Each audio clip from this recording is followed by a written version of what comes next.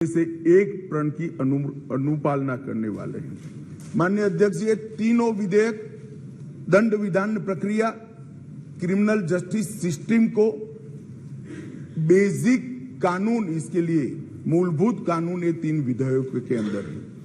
एक है Indian penal code जो 1860 में बनाया गया, दूसरा है क्रिमिनल प्रोसीजर कोड जो 1898 में बनाया गया, और तीसरा है इंडियन एविडेंस एक्ट जो 1872 में बनाया गया। 1860, 1898 और 1872 में अंग्रेजों द्वारा बनाए गए, अंग्रेजों की संसद के द्वारा पारित किए गए ये तीनों कानूनों को समाप्त कर आज हम तीनों नए कानून पुरस्कृत करने के लिए मैं आया हूं। माननीय अध्यक्ष जी, इंडियन पिनल कोड 1860 की जगह भारतीय न्याय संहिता 2023 अब एस्टैब्लिश होगी। क्रिमिनल प्रोसीजर कोड 1898 की जगह भारतीय नागरिक सुरक्षा संहिता प्रस्तावित होगी, और इंडियन एविडेंस एक्ट 1872 की जगह भारतीय साक्ष्य अधिनियम 2023 प्रस्तावित होगा। यह कानूनों की जो कानून रिपील होंगे इस तीनों विधेयक से, वो कानूनों की आत्मा जो है, वो कानूनों का मध्य बिंदु है कानून बनाने का, वो अंग्रेज शासन को मजबूत करने की दृष्टि से कानून बनाए गए थे। अंग्रेज शासन की रक्षा करने के लिए कानून बनाए गए थे, और उसका उद्देश्य दंड देने का था, न्याय देने का नहीं था। ये दोनों मूलभूत चीजों पर हम परिवर्तन करने जाएंगे। ये तीनों कानूनों को रिप्लेस कर इनकी जगह जो तीन नए कानून बनेंगे, उनकी आत्मा होगी भारत के नागरिकों को संविधान प्रदत्त सारे अधिकार जो मिले हैं इसकी सुरक्षा। ये कानूनों का उद्देश्य किसी को दंड देना नहीं होगा, इन कानूनों का उद्देश्य सबको न्याय देना होगा, और न्याय देने की प्रक्रिया में, ये न्याय देने की प्रक्रिया में दंड वही होगा जहां अपराध रोकने का बोध खड़ा करने की जरूरत है, अपराध रोकने के लिए एक प्रकार की भावना खड़ी करने की जरूरत है, वही होगा। और मैं ये तीनों कानूनों को आगे मैं बताता हूं, बड़े ध्यान से इस प्रक्रिया में मैं इन्वॉल्व रहा हूं। अध्यक्ष जी, मैं सदन को आश्वस्त कर सकता हूं कि 1860 से लेकर 2023 पर 23 तक अंग्रेजों ने बनाए, अंग्रेज पार्लियामेंट ने बनाए हुए कानून के आधार पर इस देश की क्रिमिनल जस्टिस सिस्टम चलती रही। इसकी जगह भारतीय आत्मा के साथ ये तीन कानून अब प्रस्तावित होंगे, और हमारी क्रिमिनल जस्टिस सिस्टम के अंदर बहुत बड़ा परिवर्तन आएगा। माननीय अध्यक्ष जी, मैं ये बिल स्टैंडिंग कमेटी को भेजने वाला हूं, इसलिए बहुत लंबा नहीं बोलूंगा, मरुतु इतना जरूर कहना चाहता हूं कि जिन्होंने भी ये कानूनों को पढ़ा होगा, इसकी प्रायोरिटी क्या थी? मानवीय की हत्या से या महिला के साथ दुराचार से बड़ा कोई कानून अपराध नहीं हो सकता, तो इसको 302 नंबर पर स्थान दिया गया। इसके पहले क्या था? राजद्रोह था। इसके पहले क्या था? खजाने की लूट थी। इसके पहले क्या था? शासन के अधिकारी पर हमला था। ये जो अप्रोच है, ये अप्रोच को हम बदल रहे हैं। सबसे पहला चैप्टर इसमें आएगा महिलाओं और बालकों के साथ अपराध। दूसरा चैप्टर आएगा मानव वध और मानव शरीर के साथ जो अपराध होते हैं उसका आएगा। तो हमने शासन की जगह नागरिक को केंद्र में लाने का एक बहुत बड़ा सैद्धांतिक निर्णय कर हम ये कानून लेकर आए हैं। मान्यवर, इस कानून को बनाने के लिए बहुत लंबी प्रक्रिया हमने की है। मोदी जी ने 2019 में ही हम सबका मार्गदर्शन किया था कि अंग्रेजों ने बनाए हुए जितने भी कानून जिस विभाग में है, सभी कानून पर पर्याप्त चर्चा विचारणा और सोच विचार कर इसको आज के समय के अनुरूप और भारतीय समाज के हित में बनाना चाहिए। वहीं से ये प्रक्रिया माननीय अध्यक्ष जी चालू हुई। ढेर सारी कंसल्टेशन की प्रक्रिया इसके लिए हुई है मान्यवर। मैं आपको बताना चाहता हूं, हर जगह पे व्यापक कंसल्टेशन किया गया है। मैंने अगस्त 2019 में ही देश के सारे हाईकोर्ट चीफ जस्टिस को पत्र लिखा था, सर्वोच्च अदालत के सारे न्यायाधीशों को लिखा था, देश की सारी लॉ यूनिवर्सिटी को पत्र लिखा था।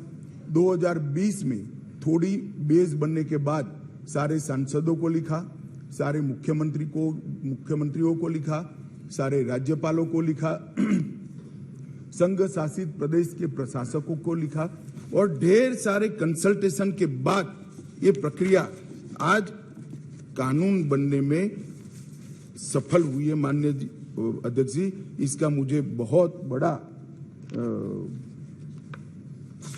संतोष है कि बेस बरुआ समिति, विश्वनाथन समिति, मलिमत समिति, माधव मेनन समिति और गृह मामलों की स्थायी संसदीय समिति 2011, 2005, 2006 इसकी रिपोर्ट 111वीं, 110वीं, 146वीं ये सारी रिपोर्टों का बृहद संकलन कर सभी राज्यपालों, मुख्यमंत्रियों, सभी विधायकों, सभी सांसद और सभी न्यायाधीशों से, हाई कोर्ट से, सुप्रीम कोर्ट से और लॉ यूनिवर्सिटी से आए हुए सारे प्रस्तावों को, सारे सुझावों को कंसीडर कर लाइन बाय लाइन इसको पढ़कर ये विधेयक लेकर मैं आज सदन के सामने उपस्थित हुआ हूं।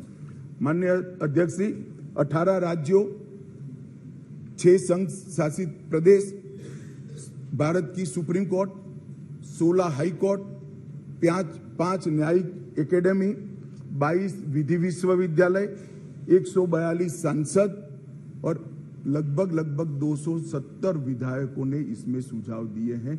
जनता के भी बहुत सारे सुझाव आए हैं जिसको कंसिडर किया गया। माननीय अध्यक्ष जी, 4 साल तक इस पर गहन विचार विमर्श हुआ है। मैं जिसमें उपस्थित हूं, ऐसी 158 बैठकें हमने रिकॉर्ड पर करी है। माननीय अध्यक्ष जी, बाय लाइन इसको हमने पढ़ा है। मान्यवर, भारतीय नागरिक सुरक्षा संहिता जो सीआरपीसी को रिप्लेस करेगी, इसमें अब 533 धाराएं बचेगी, 160 धाराओं को बदल दिया गया है, 9 धाराएं नई जोड़ी गई है और 9 धाराओं को निरस्त किया गया है। भारतीय न्याय संहिता जो आईपीसी को रिप्लेस करेगी, इसमें अब पहले 511 धाराएं थी, इसकी जगह 356 धाराएं होगी, 175 धाराओं में बदलाव हुआ है, 8 नई धाराएं जोड़ी गई है और 22 धाराएं निरस्त कर दी गई। भारतीय साक्ष्य अधिनियम जो एविडेंस एक्ट को रिप्लेस करेगा, इसमें 170 धाराएं होगी, पहले 167 थी, 23 धाराओं में बदलाव किया है, 1 धारा नई जोड़ी गई है और 5 धाराएं निरस्त की है। मान्यवर, मैं सदन को बताना चाहता हूं, ये तीनों कानूनों में गुलामियों की निशानी से भरे हुए कानून। सबसे पहले तो इसको ब्रिटेन की पार्लियामेंट ने पारित किया था, हमने अडॉप्ट किया था, यहीं से शुरुआत होती। परंतु इसके अलावे आज भी जो कानून आज इससे निरस्त होंगे, जब सदन पारित करेगा, तब वो कानूनों के अंदर कुछ शब्द थे मैं जरूर कहना चाहता हूं, जिससे हमें मालूम पड़ेगा कि 75 साल तक हम किस कानूनों के आधार पर क्रिमिनल जस्टिस सिस्टम को चलाए हैं। पार्लियामेंट ऑफ यूनाइटेड किंगडम का जिक्र है, प्रोविंशियल एक्ट का जिक्र है, notification by the crown representative का जिक्र है, लंदन गैजेट का जिक्र है, ज्यूरी और बैरिस्टर का जिक्र है जो हमारे यहाँ कब के चले गए, लाहौर गवर्नमेंट का जिक्र है, कॉमनवेल्थ के प्रस्तावों का जिक्र है, United kingdom of great Britain and Ireland parliament का जिक्र है, हर मेजेस्टी और बाय द प्रिवी काउंसिल, ऐसे हर जगह रेफरेंस दिए हुए हैं।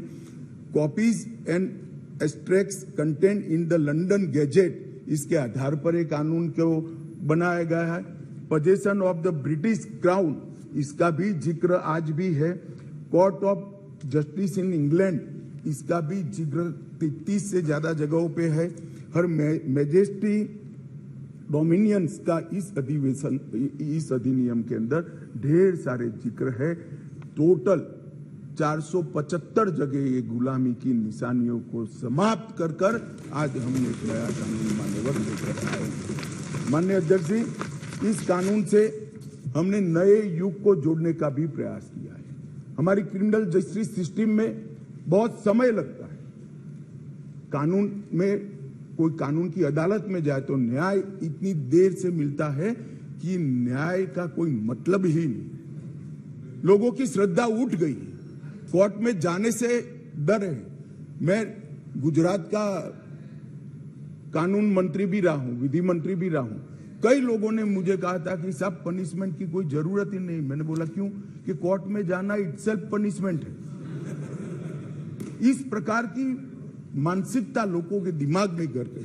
हमने इसीलिए आधुनिक से आधुनिक तकनीक को इसके अंदर समाहित करने का निर्णय किया है। माननीय अध्यक्ष जी, दस्तावेजों की परिभाषा का विस्तार कर कर इलेक्ट्रॉनिक या digital record, email, server longs, computer, smartphone, laptop, SMS, website, locational साक्ष्य, डिवाइस पर उपलब्ध मेल और मैसेजेस, ये सभी को कानूनी वैधता देता है, जिससे अदालतों के अंदर जो कागजों के ढेर लगते हैं, अंबार लगते हैं, वो समाप्त हो जाएंगे। एफआईआर से केस डायरी और केस डायरी से चार्जशीट और चार्जशीट से जजमेंट तक की सारी प्रक्रिया को डिजिटलाइज करने का प्रावधान इस कानून के अंदर मैं लेकर आया हूं। अदालत की सभी कार्यवाही को टेक्नोलॉजी के माध्यम से करने के लिए हम करते हैं। अभी आरोपी की पेशी ही सिर्फ वीडियो कॉन्फ्रेंस से हो सकती है, अब संपूर्ण ट्रायल क्रॉस सहित की वो वीडियो कॉन्फ्रेंस से होगी। शिकायतकर्ता और गवाहों का परीक्षण भी होगा। जांच पड़ताल और मुकदमे में साक्ष्यों का रिकॉर्डिंग जो करना है वो भी होगा। और उच्च न्यायालय के मुकदमे और सभी अपीलीय कार्यवाही भी डिजिटली संभव होगी। माननीय अध्यक्ष जी, बारे में कोई गोता ही न हो जाए, इसलिए हमने नेशनल फॉरेंसिक साइंस यूनिवर्सिटी और देश भर के सारे विद्वानों को, इस विषय के विद्वानों के साथ बैठकर इसकी चर्चा कर टेक्नोलॉजी के एक्सपर्ट के साथ बैठकर उसको बनाया गया है। सर्च और जब्ती के वक्त मान्यवर हमने कई सारे ऐसे प्रावधान किए हैं जिससे निर्दोष नागरिक को फंसाया नहीं जा सके। सर्च और जब्ती के वक्त ढेर सारी ऐसी फरियादें मेरे यहाँ रख दिया गया, मेरे यहाँ था नहीं, पुलिस लेकर आई, रख दिया। अब हमने सर्च और जब्ती में वीडियोग्राफी को कंपलसरी करा है, जो अब वीडियोग्राफी केस का हिस्सा होगी। पुलिस द्वारा ऐसी रिकॉर्डिंग के बिना कोई भी चालान, चार्जशीट रखा जाएगा वो वैध नहीं होगा। हमारा दोष सिद्धि का प्रमाण बहुत कम है। आजादी के 75 साल के बाद भी हम दोष सिद्ध नहीं कर पाते हैं मान्यवर। इसीलिए फॉरेंसिक साइंस को हमने बहुत बढ़ावा देने का काम किया है। देश के प्रधानमंत्री जी ने एक ऐतिहासिक निर्णय लिया है नेशनल फॉरेंसिक साइंस यूनिवर्सिटी बनाने का।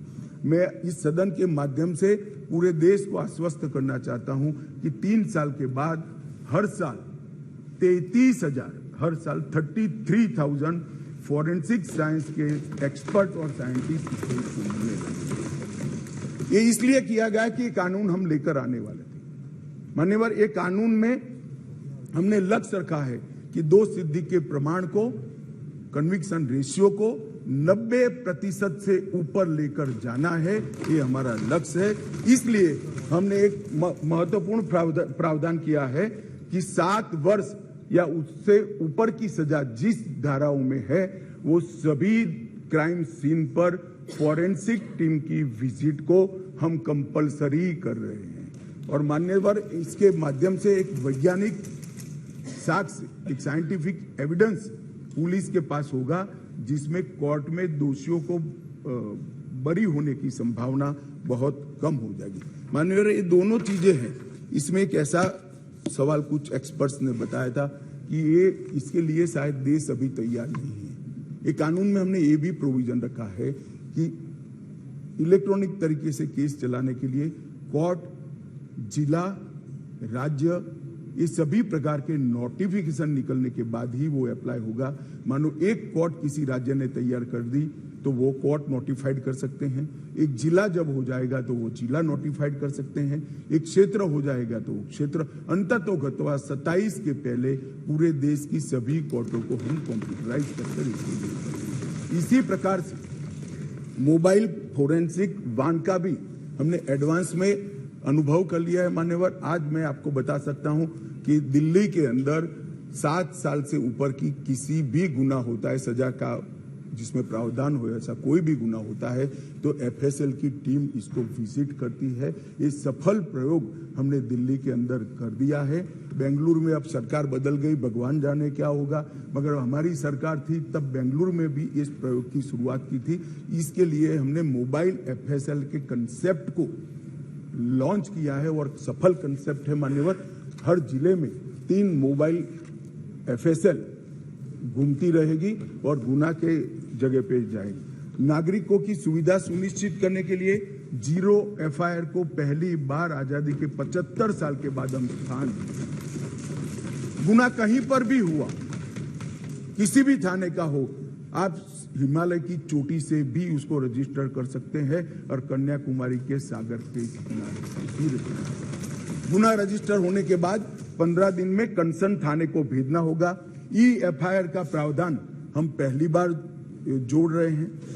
हर जिले में और हर थाने में एक ऐसा पुलिस अधिकारी नामित किया जाएगा जिसके परिवारजनों में गिरफ्तारी हुई है, इसको अधिकृत सर्टिफिकेट देना पड़ेगा कि आपके परिजन हमारी कस्टडी में है और इसके लिए अब हम रिस्पॉन्सिबल। कई बार पकड़कर पुलिस 4-4 दिन तक कोई जवाब नहीं देती है मान्यवर, और वहां पर उनको कोर्ट में जाना है और इसकी जगह अब वो ऑनलाइन भी सूचना देनी पड़ेगी और व्यक्तिगत सूचना भी देनी पड़ेगी। यौन हिंसा के मामले में पीड़िता का बयान कंपलसरी कर दिया गया है और यौन उत्पीड़न के मामले में बयान का वीडियो रिकॉर्डिंग भी अब कंपलसरी कर दिया है। मान्यवर, पुलिस को 90 दिन में जिसने फरियाद की है इसका स्टेटस देना हमने कंपलसरी कर दिया है। 90 दिन में उसका स्टेटस देना पड़ेगा और हर 15 दिन में फरियादी को अपना स्टेटस भेजना पड़ेगा। 7 वर्ष या उससे अधिक के कारावास का केस अगर विड्रॉ करना है तो पीड़ित को सुने बगैर कोई भी सरकार इसको विड्रॉ नहीं कर पाएगी। ये भी इससे नागरिकों के अधिकारों की रक्षा होगी और इसके अंदर पहली बार हम कम्युनिटी सर्विस को सजा के बारे में भी इंट्रोड्यूस कर रहे हैं मान्यवर। ये प्रैक्टिस में कई जगह पे है, परंतु इसका इंट्रोडक्शन एक्ट से, कानून से अब होगा मान्यवर। सालों तक केस चलते नहीं है, इसके लिए भी हमने बहुत सारे प्रावधान करे हैं। छोटे मोटे मामलों में समरी ट्रायल का दायरा बढ़ा दिया है। समरी ट्रायल को 20,000 तक की गुनाहों में ले लिया गया है और 3 साल तक की जिसमें सजा है वो सारे समरी ट्रायल से हो जाएंगे। इस एक ही प्रावधान से 40% केसों कई सेशन कोर्ट से बाहर होकर नीचे ही समरी ट्रायल से समाप्त हो गए। मान्यवर, आरोप पत्र दायर करने के लिए पुलिस अधिकारी आगे की जांच चालू है, आगे की जांच चालू है, आगे की जांच 6-6 साल अब नहीं कर पाएंगे। हमने तय कर दिया है कि 90 दिन में आरोप पत्र दायर करना ही पड़ेगा और कोर्ट भी उनको और 90 दिन की परिस्थिति देखकर परमिशन दे सकती है। 180 दिन में आपको जांच समाप्त कर ट्रायल के लिए भेज देना पड़ेगा। इससे बहुत बड़ा फर्क होगा। वारंट के मामले में भी हमने काफी सारे बदलाव किए हैं। आरोपी व्यक्ति को आरोप तय करने की नोटिस 60 ही दिन में देने के लिए अब कोर्टें बाध्य हो जाएगी। कोर्ट ने चार्ज फ्रेमिंग 60 दिन से ज्यादा लंबा नहीं कर सकती। बहस पूरी होने के बाद 30 दिन में मान्यवर न्यायाधीश ने अपना फैसला देना पड़ेगा। 3-3 साल तक फैसला पेंडिंग नहीं रखा। कई सारे जज ऐसे पूरी सुनवाई कर देते थे और फिर बाद में ट्रांसफर हो जाती थी या रिटायर्ड कर जाते थे और ट्रायल फिर से चलती। अब ऐसा नहीं होगा, 30 दिन के अंदर ही फैसला देना पड़ेगा। इसको भी हमने, और फैसले को 7 दिन के अंदर ऑनलाइन उपलब्ध कराना पड़ेगा, जिससे इस पर अपील की कार्यवाही मान्यवर हो जाए। सिविल सर्वेंट के विरुद्ध कोई फरियाद होती थी, पुलिस ऑफिसरों के विरुद्ध कोई फरियाद होती थी, तो एक प्रावधान है जिससे उनको सुरक्षा मिली हुई, सरकार की परमिशन के बगैर इनका संज्ञान या तो चार्जशीट या ट्रायल शुरू नहीं हो सकती। मान्यवर सालों सालों तक कोई परमिशन आती ही नहीं थी, और उसके कारण सिविल सर्वेंट के साथ साथ बाकी लोग भी डिले ट्रायल को एंजॉय करते थे। हमने तय कर दिया है कि 120 दिन में सरकार हाँ या ना कह दे, वरना डीम्ड परमिशन माना जाएगा और ट्रायल को पेश करेगा। मान्यवर, एक बहुत बड़ा दिक्कत मैंने देखा है कि एसपी के नाते किसी ने एक केस जांच किया है तो डीजीपी या तो रिटायर्ड होने के बाद वो केस चलने पर आता है और उनको गवाही देने जाना है। हमने ये प्रक्रिया के अंदर आमूल चूर परिवर्तन किया है कि जो एसपी अभी नौकरी कर रहा है वो ही फाइल देखकर गवाही देगा, जो पहले था उसको आने की जरूरत नहीं। माननीय, बहुत बड़ा क्रांतिकारी बदलाव। इसके कारण इतना देर होती, इतनी देर होती। आज हमने बारीकी से ट्रायल किस चीज के कारण लेट होती है इसका अभ्यास किया है। सबसे ज्यादा डेट अगर लगे तो यही कि भैया वो तो डीजीपी हो गए, डीजीपी साहब को समय नहीं होगा, तहसील में कैसे आएंगे, जब उनकी विजिट है तो 1.5 साल तक गवाही नहीं होती।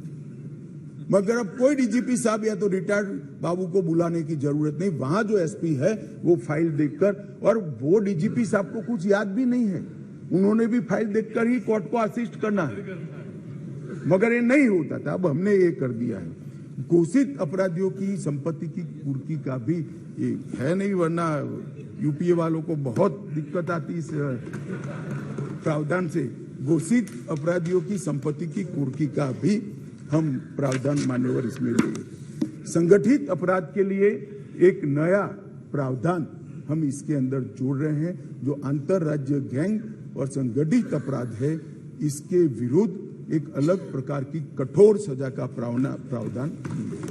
महिलाओं के प्रति अपराध और सामाजिक समस्याओं के निपटान के लिए भी हमने ढेर सारे किए हैं। शादी, रोजगार, पदोन्नति के झूठे वादे और गलत पहचान प्रकट कर जो यौन संबंध बनाते थे, उसको अपराध की श्रेणी में पहली बार नरेंद्र मोदी सरकार लाए। गैंग रेप के सभी मामलों में 20 साल की सजा या आजीवन कारावास का प्रावधान किया है, जो आज नहीं है। 18 वर्ष से कम आयु की बच्चियों के मामले में मृत्यु दंड का भी प्रावधान। मान्यवर, मॉब लिंचिंग का बड़ा शोर मचा है, हमने उसको केयरफुली करा है। मॉब लिंचिंग के लिए भी 7 साल आजीवन कारावास और मृत्युदंड तीनों का प्रोविजन कर हम प्रावधान मान्यवर लाए। स्नेचिंग के लिए चाहे मोबाइल का हो चाहे महिलाओं की चेन का हो, कोई प्रावधान नहीं था। बहुत सारे लोग छूट जाते थे क्योंकि वो चोरी भी नहीं होती थी, स्नेचिंग का प्रावधान भी नहीं था। अब स्नेचिंग का भी प्रावधान ले मान्यवर। एक 324, इसमें गंभीर चोट के कारण निष्क्रियता की स्थिति हो जाती थी, मानो कोई अपाहिज हो गया, ब्रेन डेड हो गया, मृत्यु नहीं हुई, पूरा पैर कट गया, हाथ कट गया, तो भी 7 साल की सजा थी। और किसी को थोड़ा लगा, रिपेयर होकर 1 सप्ताह में अस्पताल से बाहर आ गया, तो भी 7 साल। हमने दोनों को अलग कर दिया। हमेशा के लिए अपंगता अगर आती है या ब्रेन डेड होता है तो इसकी सजा को 10 साल या तो आजीवन कारावास में बदलना। बच्चों द्वारा अपराध करने वाले व्यक्ति के लिए, बच्चों के साथ अपराध करने वाले व्यक्ति के लिए सजा को बढ़ाया गया है, 7 से 10 साल किया गया है। पहले जुर्माना काफी कम था, अनेक प्रोविजन में जुर्माने को बढ़ाने का भी काम किया है।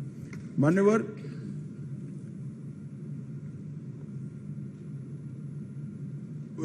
अपराधियों के विरुद्ध जो भाग जाते थे, इसके लिए भी 10 साल की सजा का लाया है, प्रावधान लेकर आए हैं। सजा माफी को पॉलिटिकल यूज करने वाले बहुत किस्से आते थे। अब हमने कह दिया है कि अगर किसी को सजा माफ करनी है तो मृत्यु की सजा को आजीवन कारावास में बदल सकते हैं। आजीवन कारावास की सजा को 7 साल तक ही माफ कर सकते हैं, 7 साल के कारावास को 3 साल तक ही माफ कर सकते हैं। किसी भी गुनहगार को, अभी बिहार में कुछ मामले आए हैं सामने, इसी प्रकार से राजनीतिक रसूख वाले लोगों को छोड़ा नहीं जाएगा, उनको भी सजा मिलेगी। इसका भी प्रावधान मान्यवर हम लेकर आए हैं। मान्यवर, राजद्रोह पर ये अंग्रेजों ने अपने शासन को बचाने के लिए एक कानून बना था। मैं इस सदन को कहना चाहता हूं, एक ऐतिहासिक निर्णय इस सरकार ने किया है। राजद्रोह को कंप्लीटली हम रिपील कर रहे हैं, कंप्लीटली। यहां लोकतंत्र है, सबको बोलने का अधिकार है। राजद्रोह को हम कंप्लीटली रिपील कर रहे हैं मान्यवर। और इस कानून में इसके साथ साथ अलगाव, सशस्त्र विद्रोह, विध्वंसक गतिविधियां, अलगाववाद, भारत की संप्रभुता, एकता को, अखंडता को चैलेंज करना, ये सब को कानून के अंदर किसी न किसी दाएं बाएं तोड़ मरोड़ कर जोड़ते थे। इसका कोई स्पेशल प्रोविजन नहीं था, टेररिज्म की व्याख्या ही नहीं थी।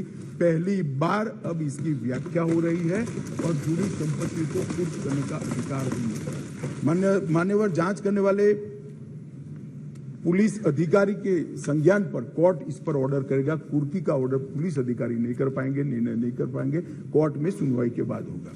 मान्यवर, एक बहुत बड़ा ऐतिहासिक फैसला हमने किया है, अनुपस्थिति में ट्रायल। कई सारे केसों में दाऊद इब्राहिम वांटेड है, चले गए, देश छोड़कर भाग गए, आज उन पर ट्रायल नहीं होती। हमने तय किया है कि सेशन कोर्ट के जज ड्यू प्रोसीजर के बाद जिसको भगोड़ा घोषित करेंगे उसकी अनुपस्थिति में ट्रायल होगी और उनको सजा भी सुनाई। दुनिया में वो कहीं पर भी छिपे, सजा सुनाई जाए। मान्यवर, इससे बहुत बड़ा फर्क पड़ने वाला है और वो सजा के खिलाफ अपील करना है तो न्याय की शरण में आए, अपने आप को भारतीय कानूनों के शरण में, भारतीय कानूनों की शरण में लाए और अदालत के सामने जाए तो हाईकोर्ट में चैलेंज करें। मान्यवर, मैं सार्वजनिक जीवन में बहुत बचपन से हूं, राज्य का गृह मंत्री भी रहा हूं। मैंने बहुत सारे थाने विजिट किए, बहुत सारे सदस्य भी थाने में गए होंगे। आप देखे होगा टूटी फूटी साइकिल, टूटी फूटी गाड़ी, टूटी फूटी ऑटो सालों तक पड़ी, सबने देखा। वो इसलिए पड़ा है कि कानून में प्रोविजन है कि केस के निपटारे तक इसको संभाल पर रखना। हमने प्रोविजन कर दिया है इसकी वीडियोग्राफी करना, वीडियोग्राफी की सर्टिफाइड कॉपी कोर्ट में जमा कराना और फिर इसका निपटारा आप कर सकते हो। इससे कम से कम पुलिस स्टेशन की स्वच्छता मान्यवर, इस प्रकार के, मैंने तो अभी थोड़ा बताया, इस प्रकार के ढेर सारे बदलाव इस कानून के अंदर हम लेकर आए हैं। टोटल 313 बदलाव है मान्यवर। और मैं इतना कह सकता हूं कि हमारी न्यायिक दंड प्रक्रिया, क्रिमिनल जस्टिस सिस्टम के अंदर आमूलचूल परिवर्तन होगा और सबको ज्यादा से ज्यादा 3 साल के अंदर न्याय। मान्यवर, इसमें पुलिस अधिकारियों को भी जवाबदेह किया है, वकीलों को भी जवाबदेह किया है और न्याय करने वाले के लिए भी मर्यादाएं रखी। इसमें महिलाओं का और बच्चों का विशेष ध्यान दिया गया है। अपराधियों को सजा हो इसकी चिंता की गई है और पुलिस अपने अधिकारों का दुरुपयोग न कर पाए, ऐसा भी।